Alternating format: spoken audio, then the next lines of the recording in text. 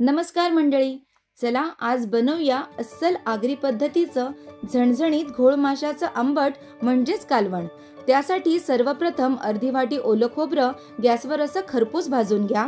तुम्ही सुकं खोबरं वापरलं तरीही चालेल। आता त्याचे बारीक तुकडे करून मिक्सरमध्ये एकदम बारीक वाटून घ्या। यानंतर गरम तेलात 7 ते 8 ठेचलेल्या लसणाच्या पाकळ्या आणि पाव इंच किसलेलं आलं घालून खमंग फोडणी द्या।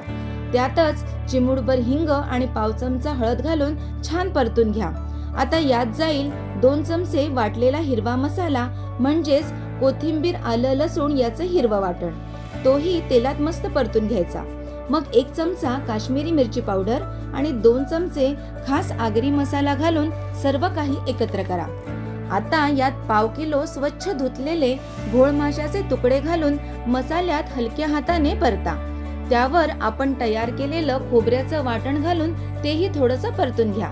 आता रश्यासाठी कडकडीत गरम पाणी घाला। रस्सा कितपत घट्ट किंवा पातळ हवा त्या अंदाजाने पाणी वापरा।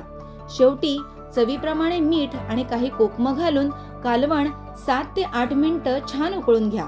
बस, आपलं झणझणीत घोळ माशाचं आंबट म्हणजेच कालवण खाण्यासाठी तयार आहे।